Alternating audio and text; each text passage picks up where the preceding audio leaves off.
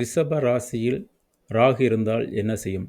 பொதுவாக ராகுவானது போக குணத்தையும் ஆசைகளும் நிறைந்த ஒரு கிரகம். கிரகம் என்பதை விட ஒரு சாயா கிரகம்.